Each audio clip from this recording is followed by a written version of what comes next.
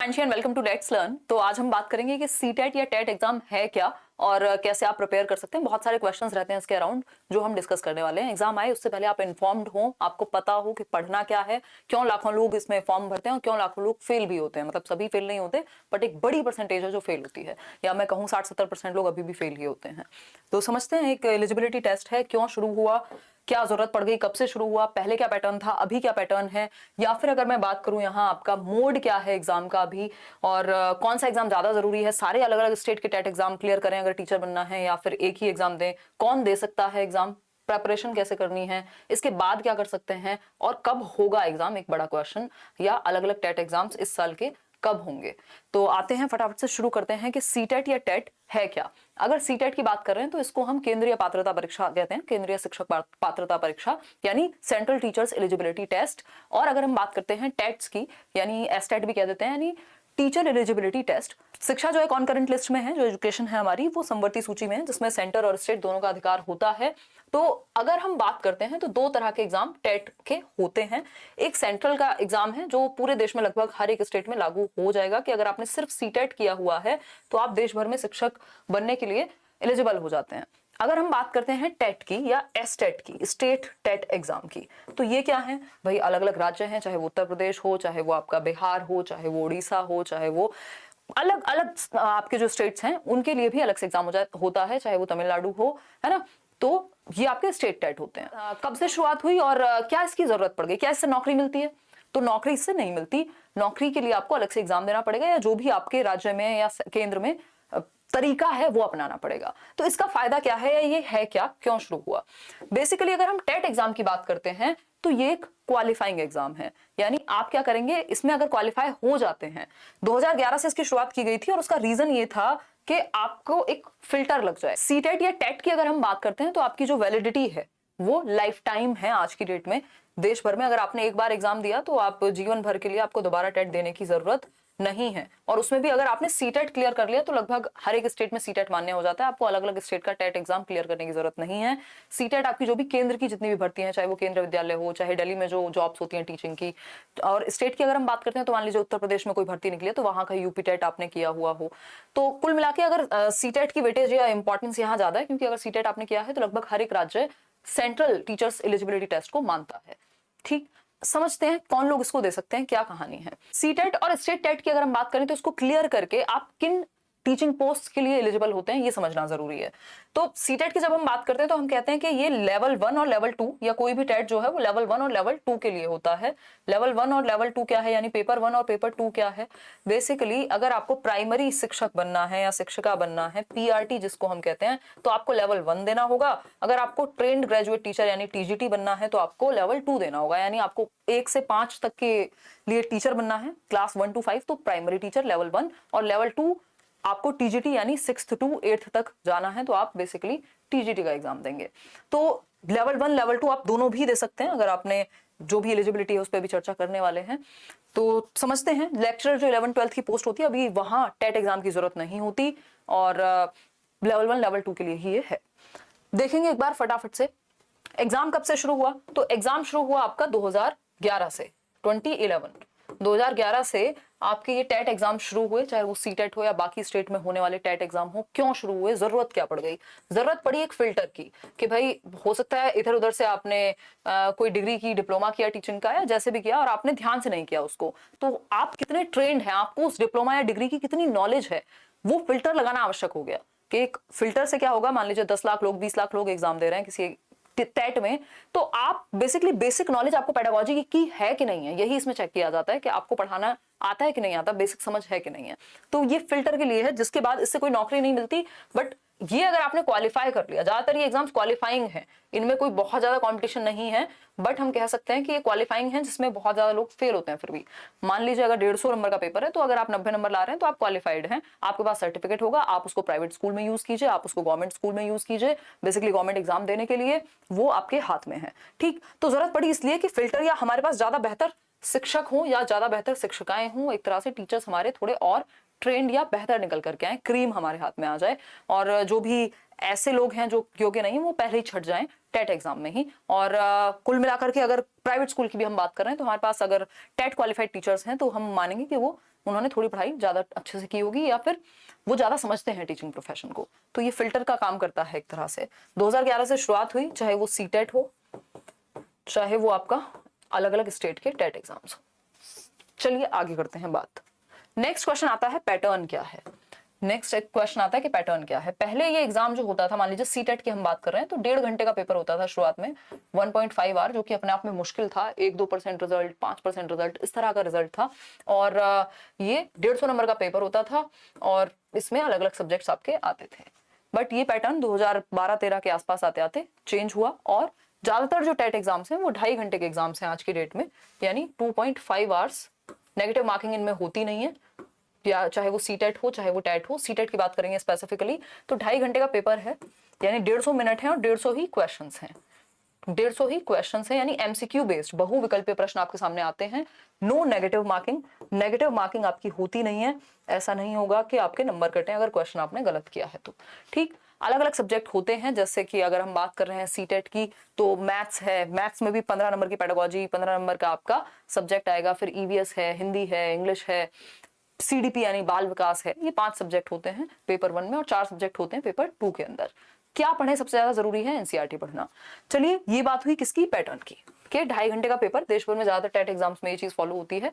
150 minute, 150 question, no negative marking. अभी अगर हम बात करते हैं तो मोड क्या है एग्जाम का, तो एग्जाम का मोड है ऑनलाइन। अगर हम सीटेट की बात करें तो सीटेट पहला टेट एग्जाम है एक तरह से जो ऑनलाइन हुआ है। अगर हम बात करें सीटेट 2021 की, तो ये ऑनलाइन एग्जाम कंडक्ट हुआ दिसंबर 2021 और जनवरी 2022 के अंदर। ये आपको पेपर्स जो हैं वो वेबसाइट पे मिल जाएंगे सीटेट की, ctet.nic.in, मैं आपको डिस्क्रिप्शन बॉक्स में दे दूंगी। तो अभी ऑनलाइन है मोड, यानी आप कंप्यूटर पर बैठ करके पेपर दे करके आएंगे 150 नंबर का, जिसमें नेगेटिव मार्किंग नहीं होती। अगर हम बात करते हैं बाकी एग्जाम्स की, ये है सिर्फ सीटेट के लिए। अभी बाकी अदर स्टेट्स में अगर हम देखते हैं, चाहे वो यूपी टेट हो, है ना, चाहे वो फिर तमिलनाडु टेट हो, चाहे फिर अगर हम बात करते हैं किसकी, अदर स्टेट्स की, जैसे वो बीएस टेट हो सकता है ना, एच टेट हो सकता है, रीट हो सकता है। ठीक, तो अगर हम बात करें यहाँ तो ये सारे एग्जाम्स अभी भी ऑफलाइन हैं, यानी आप ओएमआर शीट भरते हैं और ऑफलाइन पेपर दे करके आते हैं। बट ऑनलाइन क्या हो गया, सीटेट हो गया ऑनलाइन। ठीक है, सिलेबस में कोई खास परिवर्तन हुआ नहीं है, बट ऑनलाइन हो गया पेपर। ठीक, तो हमें आगे ऑनलाइन की ही तैयारी करनी है फ्यूचर में, बाकी एग्जाम्स अभी ऑफलाइन है सीटेट को छोड़ करके। सीटेट हमारा ऑनलाइन है, राइट। चलिए ये हुई बात मोड की। अब दे कौन सकता है, कई लोगों को लगता है यार मैंने एमए किया है, बीए किया है, 12th किया है, क्या मैं भी सीटेट दे सकता हूँ, सीटीईटी जिसको हम कह रहे हैं, टेट एग्जाम। देखिए टेट एग्जाम कोई भी नहीं दे सकता। ऐसा नहीं हो सकता कि आपने कोई भी अपनी एकेडमिक्स की पढ़ाई की हो। एकेडमिक्स क्या है, एकेडमिक्स आपका 10th 12th हो सकता है, ग्रेजुएशन हो सकती है, पोस्ट ग्रेजुएशन हो सकती है। तो आप अपनी एमए, बीए, 10th 12th ये सब करके टेट नहीं दे सकते। क्यों? क्योंकि ये टीचर्स एलिजिबिलिटी टेस्ट है। अगर आपने कोई प्रोफेशनल ट्रेनिंग नहीं ली हुई टीचिंग की तो आप टेट नहीं दे सकते। मतलब आपने या तो डिप्लोमा टीचिंग में, या तो कोई डिप्लोमा, चाहे वो ईटीई हो, चाहे वो जिसको हम 12th के बाद बोलते हैं कि किया जाता है, चाहे वो आपका जेबीटी हो, बीटीसी हो, जिसको इवेंचुअली डीएलएड ही बना दिया गया।